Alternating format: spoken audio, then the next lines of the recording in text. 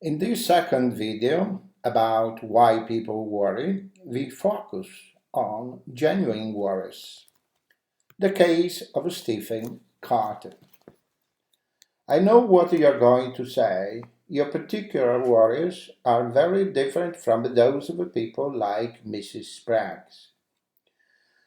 What nonsense! If she calls those silly things worries, she doesn't know the meaning of the word. Now, when I worry about real things. I worry when there is a definite probability that something very bad will happen to me. My worries are genuine worries. Yes, they exist, these genuine worries. Everybody has them sooner or later. In fact, they start while we are still children. Remember, I shall never pass the exams. Then the first mistake that we make in the new job, will they dismiss me? And the worries of a married life. My wife isn't feeling well. Last time she was ill. She was in bed for 6 months, for 6 weeks. It is going to happen again. Worries about the house. The landlord's daughter is getting married. He says he probably have to give her our apartment. Where shall I find another as cheap as this? Worries of this kind meet us, follow us, live with us till the end of our days. And you're right, they are perfectly genuine worries. But does that mean that we can't do anything about them? Not at all. We can and must do something about them, for psychological, they are just as destructive as the imaginary worries. Here is some practical advice based on experience. Imagine the worst. Are you genuinely worried? Without exaggeration, you think there is a real probability that something very bad is going to happen to you. Very well. Then, imagine that it has happened already. And now, examine the consequences. All the disastrous consequences from the biggest to the smallest include everything. Omit nothing. Make sure your picture is as black as possible. Well, what is the result? Is the tragedy really so enormous? Is your life permanently ruined? Will there never be any happiness in the world for you again? Probably you'll find that the consequences are bad, but not so bad. Probably, too, you will find that you are strong enough to accept these consequences, to accept them mentally, to say to yourself, I can live happily after the disaster, just as I lived happily before it. Now that you have imagined the worst and have made your act of a mental acceptance, you suddenly find that the good part of your worry has disappeared. The confusion has gone from your head and you can think again straight. After all, you tell yourself there is still a good chance that it won't happen. But if it comes, I'm ready to meet it. If it happens, I'll make the best of my new situation. And already you feel much better. Is all this difficult to understand? An example from real life will help, and is the case of Stephen Carter. $100,000 and my job. Stephen is a mechanical engineer, design intricate bit of machinery, and very clever is too. He and I have been friends for years, so I know his story very well. But it will be better, perhaps, if he tells it to you himself. So imagine that in this precise moment, Stephen is making a phone call. Hello? Yes, Carter speaking. You are worried, are you? That's a pity. But here is my story. It may help you a bit. When I was younger, in the early years of my career, I used to get worried very easily. I had a good job for a young man. I was working for a company that made industrial machinery for factories. It was a responsible position, and as I say, I used to worry about it rather a lot. I'll never forget my biggest worry of all. It was during the war, and we were busy making machinery for one of the big munition factories.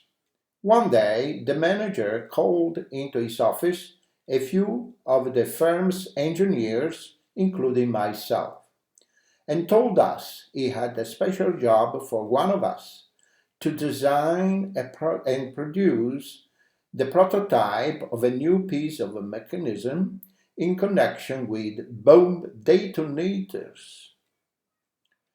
It isn't going to be easy, he said, but I feel every one of you is well qualified to do the job. Who wants the job? I do, sir, I said at once without thinking, without hesitation. And then I stopped feeling a little uncomfortable.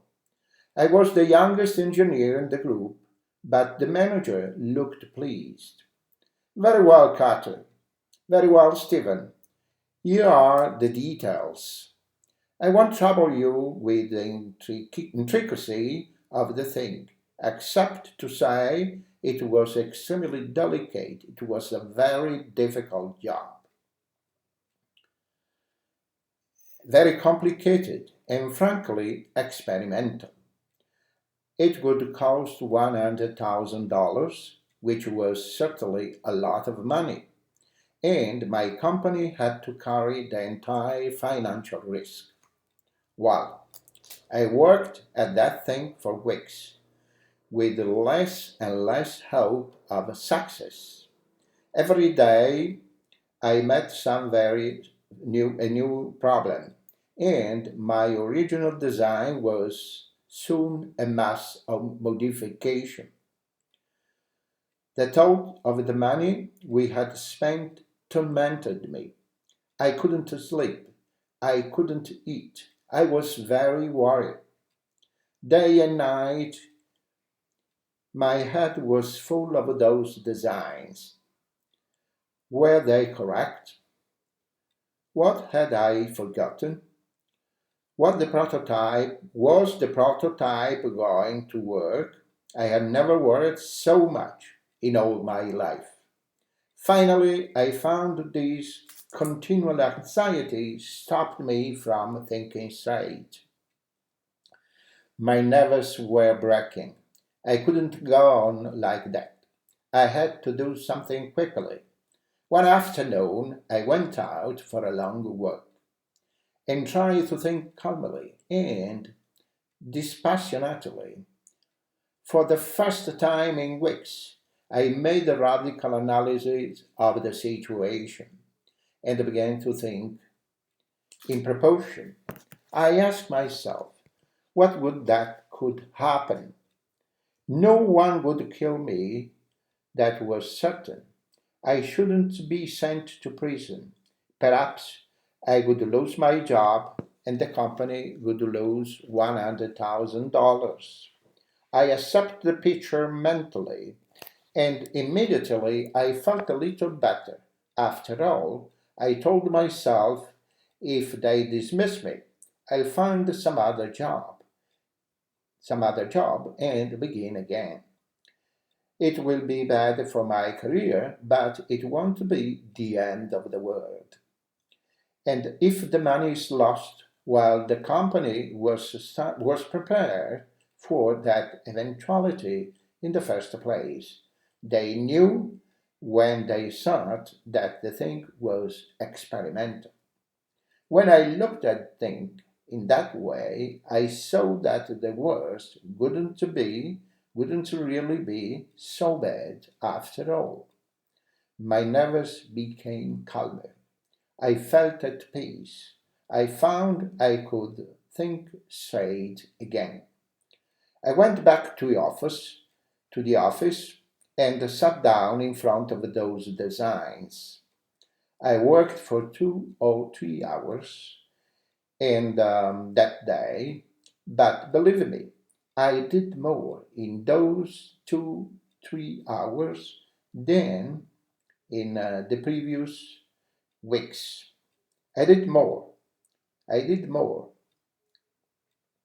New idea came into my mind, and I saw how to put them into practice. I continued to work calmly and efficiently for a few more days. Already I knew that I had won the battle. To cut long story short, in less than a week the job was over. The prototype worked perfectly, and the entire venture ended in success. The company made a large profit, and my reputation as an engineer went up considerably. I'm telling you this because I'm quite sure of one thing. I should never have got those results if I had continued to worry. I just imagined the worst that could happen and accepted it mentally. From that moment, I was able to think straight again, and I succeed. As I said, all this happened many years ago, but that experience changed my life. I've used this method of in other many occasions, and it has always worked well. I know from experience how difficult worry is. Well, that is Carter's story, and I do not think his case is in any way exceptional. But there is one thing I should like to say. It is a good thing to imagine the worst that can happen, because in 9 cases out of 10, the worst will not be so bad as it looked. And that's all for this story. I do hope you appreciate it, you like it, and you can learn some lessons from this story. Thank you so much for watching.